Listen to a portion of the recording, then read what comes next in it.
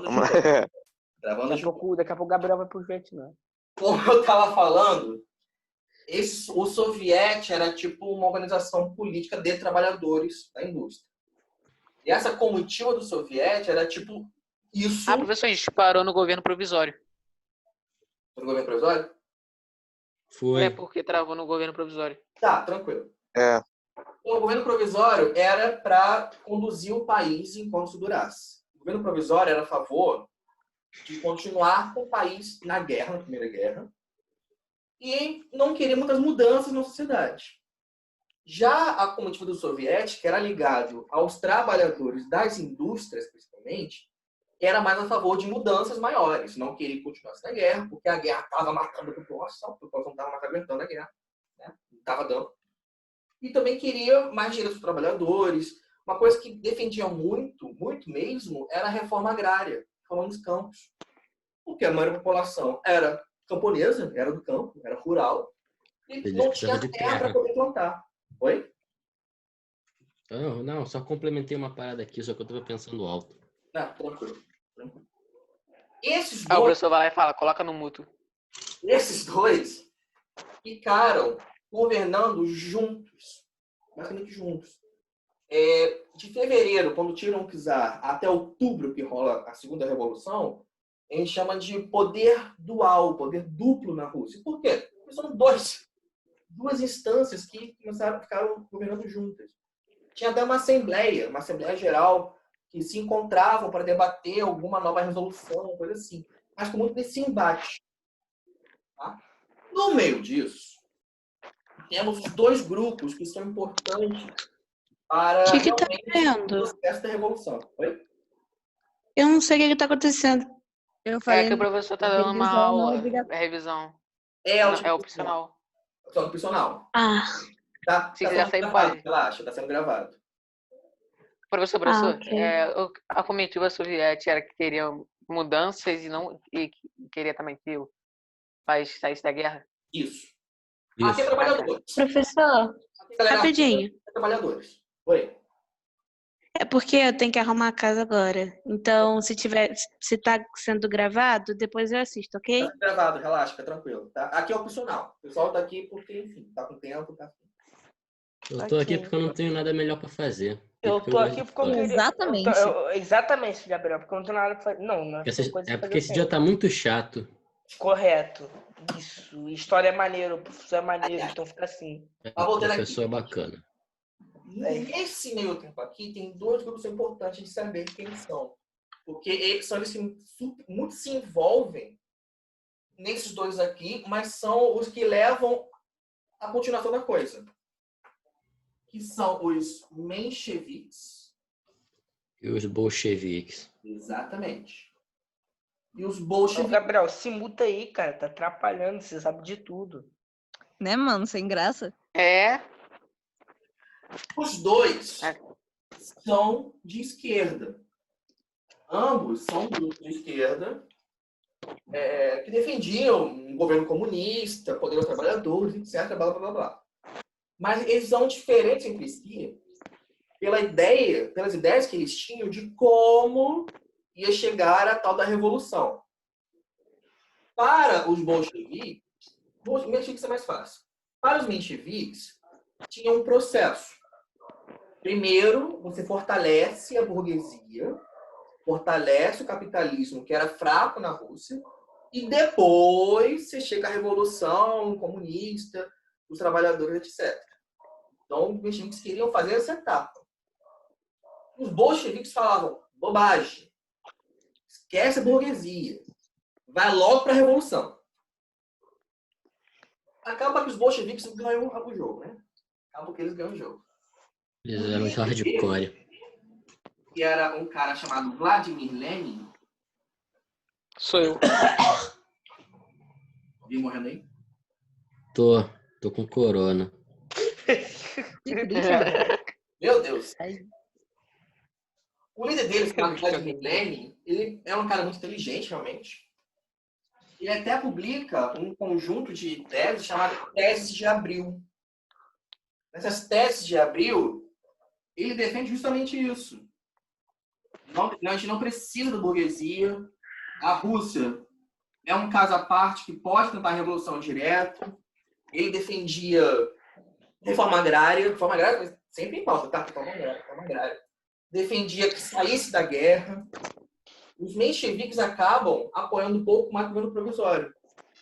Enquanto que os bolcheviques, com Lenin, eles queriam, como eles falavam, todo poder aos soviéticos. Os soviéticos, lembrando, eram conselhos, eram organizações de trabalhadores. E fica nesse embate. Mencheviques, bolcheviques. Governo provisório, Comitido Soviético. E nesse embate no ano todo. O que acontece?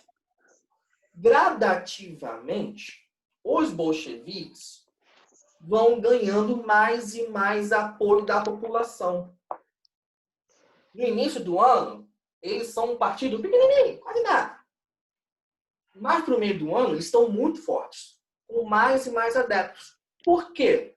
Porque eles queriam que a população tivesse o poder, que os trabalhadores tivessem o poder, que rolasse uma reforma agrária, que o povo, a população, os trabalhadores, eles ficavam muito nisso. Isso, num ano muito turbulento, a Rússia ainda na guerra, ainda não sei o que lá, ainda na miséria, fez os bolcheviques crescerem muito em número. Falando de crescer. Professor, os bolcheviques queriam que os trabalhadores tivessem mais, tipo, não poder, mas, tipo... Poder. Como se fala? É poder. Poder mesmo. É poder mesmo. Tipo, ter mais fala, assim, ou assim. Não, é poder mesmo, não é mais fala, é poder. Poder Poder? mesmo. Queriam trabalhadores no governo, né? O poder literalmente. Queriam que o governo fosse de trabalhadores.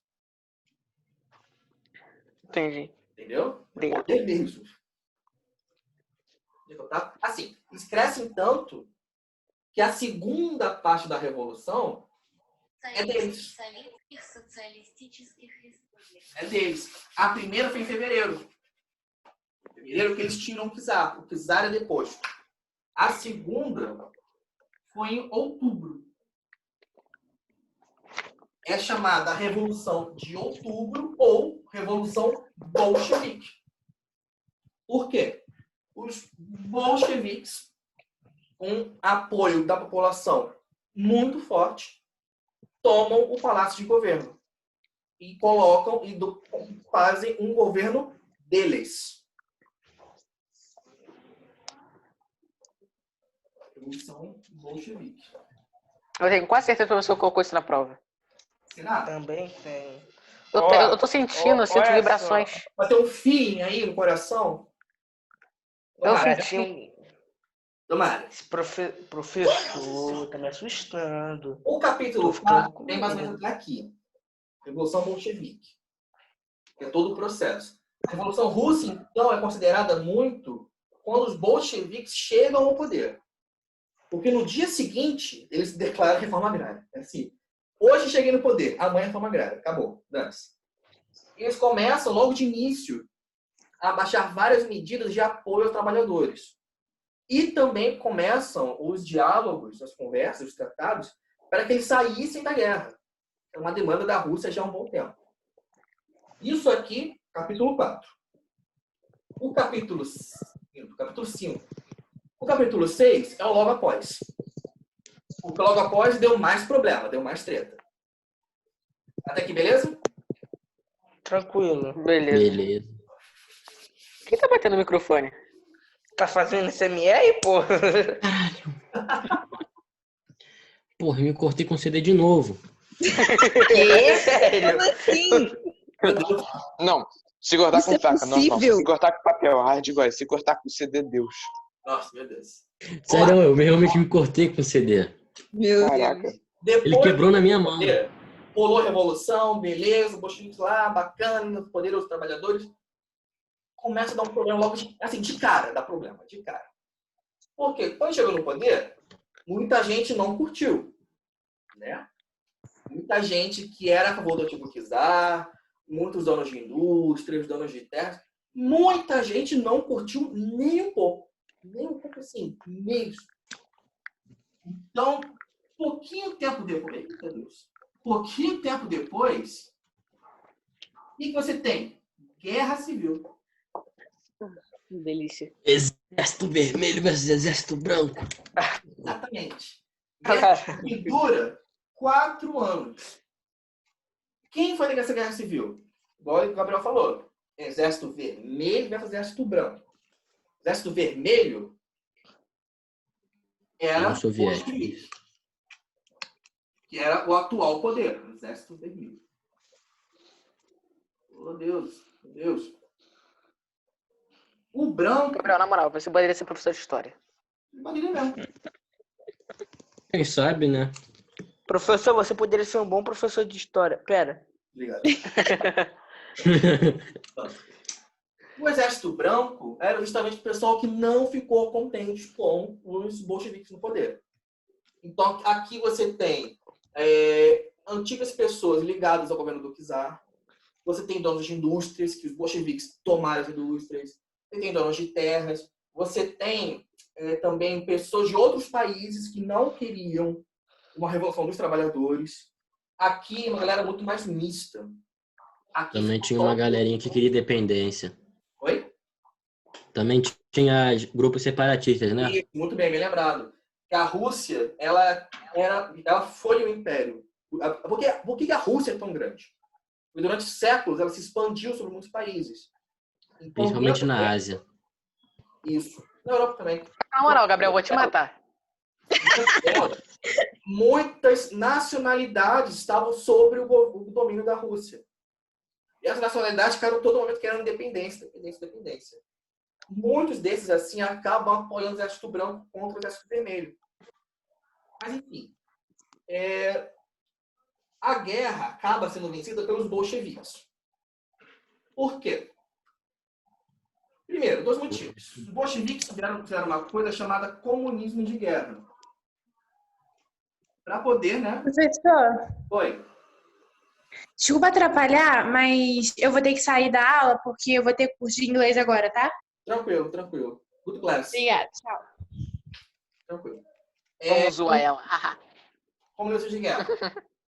O que foi isso? Para que comunismo de guerra? Para justamente arcar com os custos do Exército Vermelho.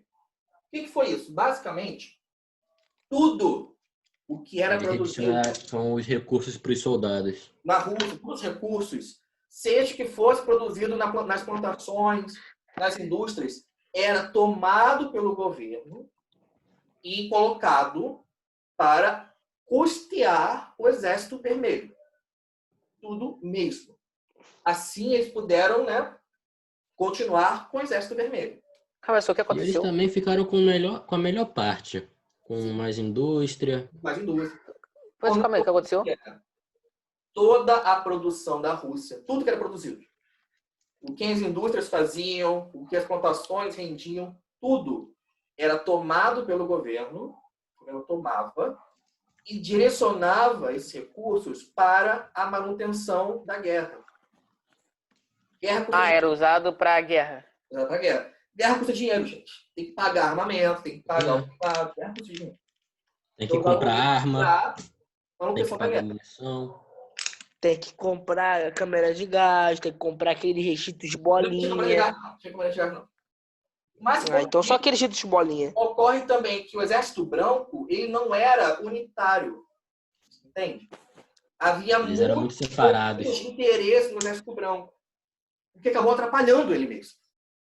Você tinha, às vezes, 2 generais que queriam coisas muito diferentes. Essa falta de unidade atrapalhou o Exército Branco. E ajudou que eles perdessem a guerra. Então, o Exército Vermelho, que era comandado por um cara chamado Trotsky, Leão Trotsky. Leãozinho, daqui a pouquinho fica importante. Professor, o Gabriel tá fazendo perder a graça. Nossa.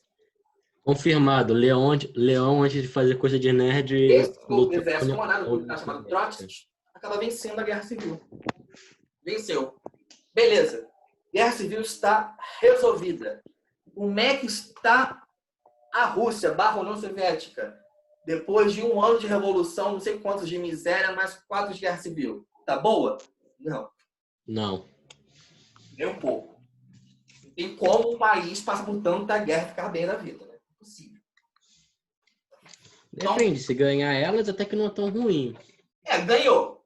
Eles ganham a guerra. Os bolcheviques vencem a guerra civil.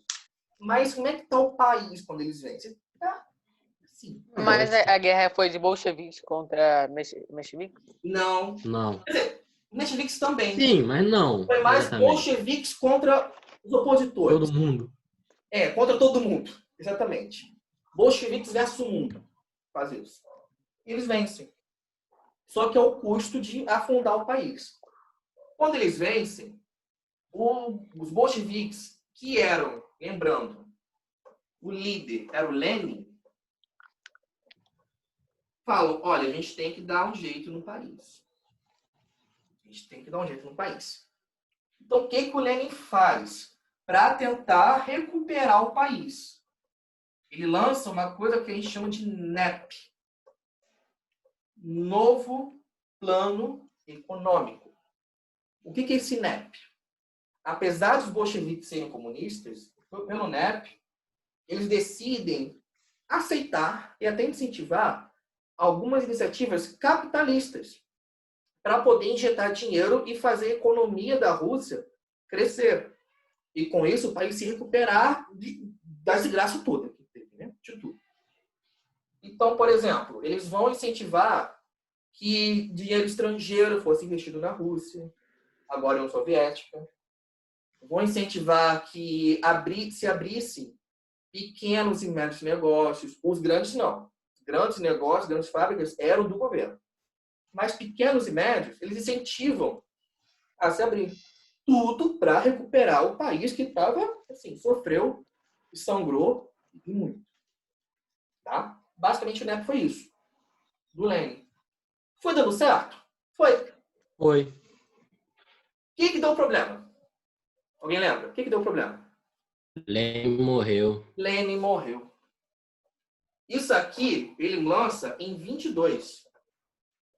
Estava dando certo. Até que o Calungo morre. Lenin morreu. Ele morre em 24. O que dá de problema quando ele morre? O cara era o líder de tudo. E era muito popular. Todo mundo gostava dele. Se quem está comandando morre, qual é o problema tradicional? O cara que está comandando morre. Beleza. Quem comanda agora? Começou a treta entre nosso mano Stalin e nosso mano Leon. Clássico. O cara que comanda morre. E agora? O Trotsky? Quem comanda agora? Pois é. Eu. José Stalin. Pois é. Quando ele morre, surge uma briga interna no Partido Comunista sobre quem comandaria. De um lado, Trotsky. Trotsky já estava bem famoso, né? Porque ele comandou o Exército Vermelho. Então o cara estava, popular. Contra o Stalin. Eles tiveram uma disputa interna no Partido Comunista sobre quem agora vai mandar. Quem comanda? Pareceu meio acirrada isso daí. Oi? Pareceu meio acirrada essa batalha. Foi. Treta. Foi. É o Mano Trote contra o Mano Stalinho. Batalha de rap pra ver quem ganha. Qual foi a discórdia entre eles? O Trotsky Ele queria espalhar o os comunismo. dois queriam que a revolução se consolidasse, que a União Soviética crescesse, se organizasse. Mas eles não chegavam a acordo sobre como falaria isso. Para o Trotsky, a União Soviética ia se consolidar internamente, as coisas iam se arrumar, se outros países também passassem por revoluções de trabalhadores. Ou seja, se a Revolução Comunista fosse internacionalizada. Vamos dizer isso? Já o Stalin falou, não, é importante internacionalizar a Revolução, mas tem que organizar a casa, tem que arrumar isso aqui, essa bagunça que está aqui, depois de um monte de coisa. E ficaram nessa disputa. Quem vence? Stalin. Stalin vence a disputa. E Stalin se torna o líder do Partido Comunista e líder da União Soviética por uns 30 anos. O Trotsky, coitado do Trotsky, tem que fugir ele vai para a Turquia, ele se exila na Turquia, e depois consegue se exilar no México. E lá ele acaba sendo morto, executado por agentes do Stalin, enviados secretamente. Por quê? Ele estava pregando contra o Stalin. Exatamente. Ele dizia que o Stalin ele deturpou o movimento, deturpou a revolução. Ele falou muito disso e fez campanha internacional contra o Stalin, escreveu contra o Stalin e tudo mais. Então foi morto, executou. Mas quando o Stalin chega ao poder, então, temos o primeiro grande período da União Soviética, que foi o governo dele. O governo dele foi famoso, assim, internacionalmente. Ele estava muito discutido e muito estudado. Por quê? O que ele fez primeiro? Ele conseguiu organizar o país. Palmas para ele, ele conseguiu realmente. Ele fez, na economia, um chamado plano quinquenal. Quinquenais, eu É um acho. plano econômico. Quinquênio, 5 anos. A lógica do plano quinquenal era que a cada 5 anos iam rever qual era a prioridade de investimento na economia. O que precisa mais? É isso. De início, eles veem que precisa investir em indústria de base e bem de consumo para poder dar base para o país. Mas a lógica não tem nada elaborante. É que a cada 5 anos a gente senta, a gente revê, e agora? O que precisa? Ah, precisa tanto. Então põe tanto. Tipo no final do mês, quando você vai fazer uma lista do que precisa comprar no mercado. É tipo isso. E até é interessante botar que ele colocava umas metas, assim, elaborantes, sabe? Que era quase impossível atender, mas deu certo. Mérito para amigo. E, de forma geral, o governo do Stalin foi um governo autoritário.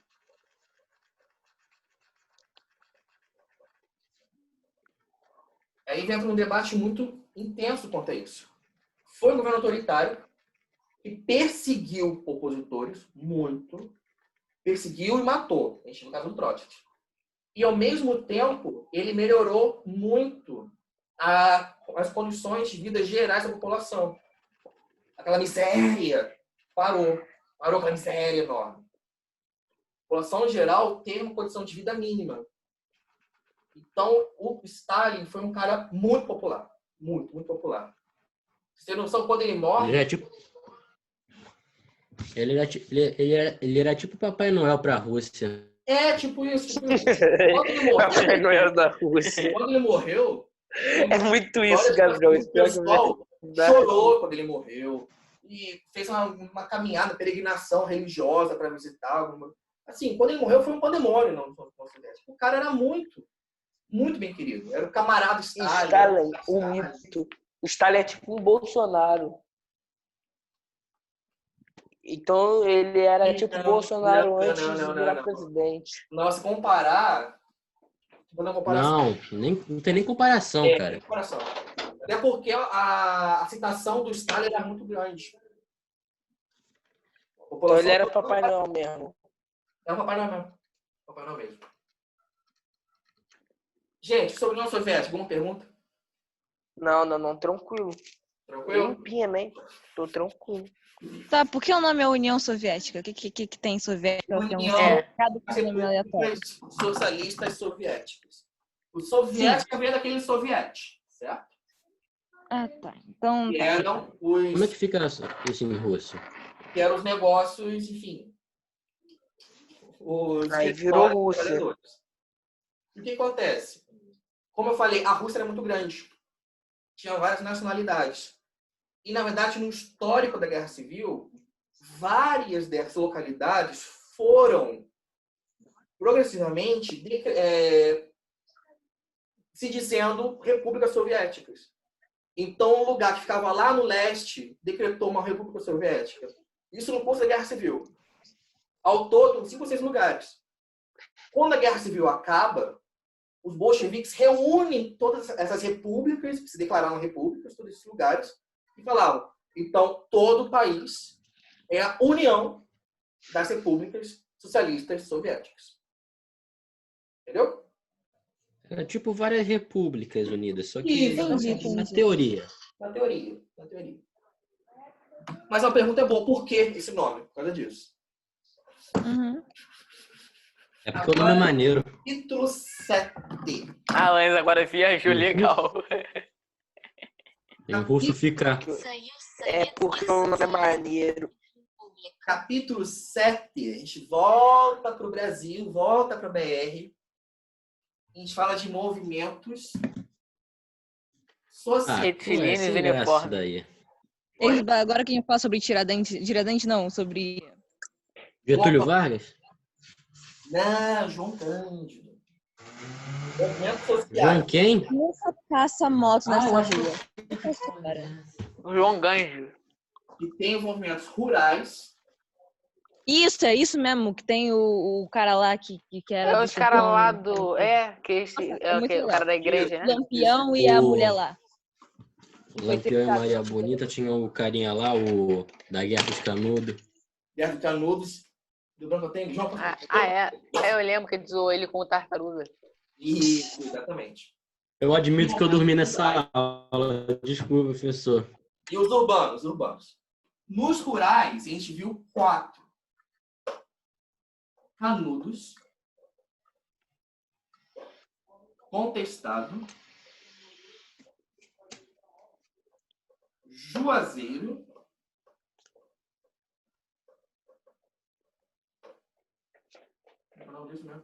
Cangaço.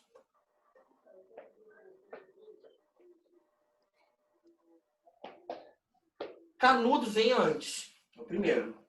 Na verdade, Juazeiro é o primeiro, né? Tudo bem. Contestado é 11, é 15. Juazeiro vai décadas e Cangaço também vai décadas. Os mais falados são esses dois aqui. Por quê? Como você nem falaram, o tal do João, o tal do cara do Centro das Plantas. João. Esses dois, você teve um cara, uma pessoa, que era um peregrino religioso. Né? Um cara que peregrinava, que andava por aí. E falando de religião, atraía seguidores muito fortemente. Em Canudos, esse cara foi Antônio Conselheiro. E tipo, ele andava falando assim, caraca, mano, Jesus foi bravo, vê na Bíblia. Aí ele falava, vê na Bíblia ali, ó. Ele pregava contra o governo, ou pregava pela salvação da alma, ou pregava por aquilo outro. O Antônio Conselheiro teve educação de padre. Então ele sabia pregar. E aqui foi João Cândido. Em comum tinham isso. Eles eram pregadores nômades. Andavam por aí pregando. E, enfim, apesar de eles serem bem exóticos, por exemplo, tem relatos do Antônio Conselheiro falando que ele era um cara muito estranho de se ver. Eu olhava para o Antônio Conselheiro e falava, meu Deus, que cara é esse? Mas eles eram muito populares, muito bem queridos. Ambos os movimentos foram massacrados. Só que Canudos foi muito mais. Lembrando, Canudos, que foi na Bahia, o exército é mandado contra Canudos 3 vezes. Porque Não estava de brincadeira, não. Oi? Esse cara não estava de brincadeira mesmo. Não. Nas 2 primeiras vezes, eles vencem o exército. Derrotam o exército. Na última, é mandado o exército todo. Vai todo mundo. Derrota esse negócio. Mas tu vê que o exército brasileiro era muito merda antigamente. Também era. Então, e, assim, tem muitas pesquisas sobre Canudos. Canudos tem aumentado de interesse recentemente agora também, pelos historiadores. Já o Contestado, que foi além do Paraná, Santa Catarina, é legal que o João Cândido, que é a mesma coisa, um líder messiânico, etc. Ele morre cedo. Adoro essa história. Ele morre cedo, num confronto logo cedo. Só que o pessoal fica esperando que ele ressuscitasse. O cara ia voltar vivo. O cara é bom. Porque o cara é santo, assim, o cara vai voltar à vida e vai guiar os seus seguidores a um lugar maravilhoso, O paraíso, vai fazer tudo. terrestre, não sei o quê. A ideia era essa. O movimento aqui só acaba quando eles veem que o cara não vai voltar à vida. Acho que não vai rolar não, vamos embora. Mais ou menos assim. Em Juazeiro, que é um lugar importante até hoje, por isso que eu falei para vocês na aula, é a história do Padre Cícero. Ele começa a... Enfim, ele faz uma espécie de milagre numa missa, dá uma treta enorme com o Vaticano, Igreja Católica, gigantesca, até hoje. Até hoje tem essa treta lá. Ah, foi o negócio do pão, né? Exatamente. Até hoje tem essa treta. Só que, qual a importância? Ele, em Juazeiro, na cidade de Juazeiro, ele começa a ser uma pessoa que atrai outras. Então, ele fica lá em Juazeiro. Só que ele acaba atraindo vários seguidores. Ao ponto de ele ser considerado como tendo o poder de um coronel. Porque ele acaba tendo muito poder religioso, ele era um padre, mas também poder até político e de armas. E até hoje, o Padre Cícero, o pessoal do Nordeste reza para ele. Desculpa interromper, mas eu tenho uma pergunta. Oi. O do cara que peregrinava nos lugares zero de Canudos? Os dois. Antônio Conselheiro e João Cândido. Os dois são peregrinos. Calma aí, a história dos dois são a mesma? É, exatamente. Assim, claro, a história anterior é diferente. Mas eles são quase que iguais. São a mesma pessoa. E se ele tivesse reencarnado como ele? Não, aí os caras... O professor pensou um pouquinho. Meu Deus. Não. Esse cara seria novinho, pô. Não, tem enrola. Não. Entre eles tem nem 20 anos. Entre os negócios aqui, tem nem 20 anos. Por último, o cangaço. O cangaço, que é um tema bem legal. Bacaninha. Professor, repete aí que eu não ouvi não, travou. Por último, o cangaço. Professor, tem como repetir o que você falou, que eu não consegui ouvir, o meu áudio travou. Qual parte? A pergunta do Léo? A última coisa que você falou. Ele falou agora, por último, o cangaço. Ah, tá. Cangaço é mais da hora. Você perguntou se eram iguais. Falei que era, acabaram sendo iguais. O cangaço, a gente só estuda um pouco por alto, que não tem como entrar muito no rolê do cangaço em si. Porque quem eram os cangaceiros? Eram grupos de bandidos que rodavam pelo sertão brasileiro. Tipo de guerrilheiros. Guerrilheiros, em grande medida. E, enfim, só que eles não tinham um objetivo só. Muitos se tornavam cangaceiros por vingança contra coronéis. Outros porque queriam enriquecer. Outros não sei o quê, não sei o que lá. Só que, de forma geral, durante décadas, os cangaceiros foram famosos e muitos desses grupos eram, na verdade, justiceiros sociais. Ajudavam populações. Alguns não eram. Alguns massacravam a cidade. Alguns era só roubar mesmo. Exatamente. Mas os outros ajudavam. Então, é um termo bem... O próprio Lampião, ele ajudava lá o povo. Heterogêneo. Lampião foi mais famoso. Lampião foi mais famoso. É um grande exemplo disso. Tem histórias de que uma hora o Lampião está ajudando uma vila. Na outra, o Lampião está saqueando outra vila. Se não me engano, ele era lá, ia tirar uns bagulhos desse. O cara era... Ele é tipo o Robin Hood, só que meio do mal. Ele era Robin Hood. O Robin Hood é mal, porque a economia não dá certo se você tirar dinheiro do rico e dar pros pobres. Não dá certo. Nossa. Cara, pra mim o cangaço é tipo um Red Dead Redemption do Brasil. Tipo isso mesmo. Mas, até aqui, uma pergunta? Não. Calma, professor. O negócio do cangaço foi o quê? O Lampião, o quê? É que Lampião foi o líder cangaceiro mais famoso.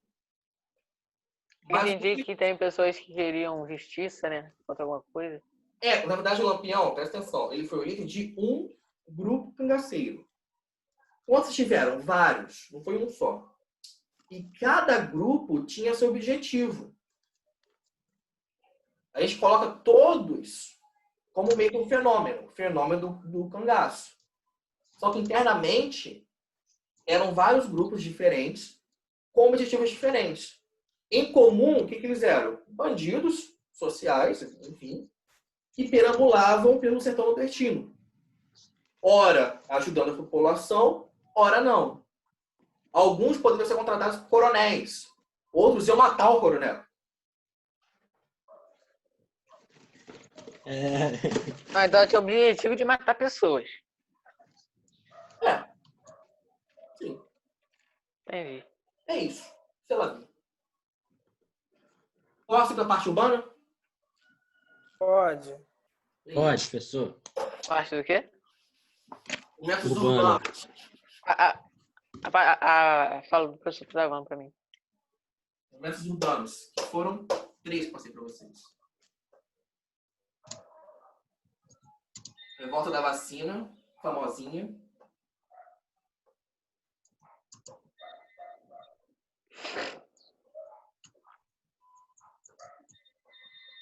Chibata. Chewbacca. E Greve de 17. Foi essa aí, Igor. Entendi nada. Nossa. Parecia outra coisa. Esse Eu não quero falar que era. presta atenção. Meu Eu vou de baixo para cima que fica mais fácil falar assim. Apesar de serem, primeiro, na ordem cronológica, primeira vacina. Acho que é 4. Chibata 1910. Isso aqui é mais fácil de falar, porque não tem muita coisa. A greve de 17 foi uma grande greve que ocorreu em São Paulo, Rio de Janeiro, de trabalhadores que reivindicavam direitos e tudo mais. Foi bem em junho ou julho, não lembro agora, mas enfim, foi no meio do ano. Foi uma greve muito importante, mas que esquece por enquanto. A revolta da Chibata ocorreu dentro da Marinha, justamente porque a Marinha era das Forças Armadas, e na verdade em geral, era um lugar em que havia muito alistamento de pessoas negras. Porque, enfim, acabou sendo um destino de trabalho. O pessoal se precisava trabalhar. Mas o que era comum na Marinha? Os castigos físicos exorbitantes. Para quem não sabe, chibata é chicote. E acabou tendo esse nome porque, dentre outros elementos, os marinheiros se revoltaram contra os castigos que envolviam chicoteadas nos marinheiros, que eram negros. Né? Claro que o movimento não queria só questão do castigo físico, eles tinham todo um plano de governo alternativo e tudo mais. Mas ficou marcada a questão do castigo físico da chibata. Qual foi o líder? Ih, gente, tá acabando o tempo de novo. Oh, meu Deus. Qual foi o líder? Não lembro. O almirante negro. Ih, de Gideão, não lembro. Tá certo, Gabriel. Sinceridade é tudo. É porque esse daí eu nunca estudei. Almirante Negro, que era o nome do cara, na verdade, era João Cândido. Foi o líder desse movimento. Almirante Negro. A história é legal. Eles tomaram navios, eles ameaçaram bombardear o Rio de Janeiro com navios que eles roubaram. Assassin's Creed Black Flag. Entendeu? Eles ameaçaram Versão bombardear Brasil. se não tivessem as demandas atendidas. Aí teve toda uma negociação, toda uma treta.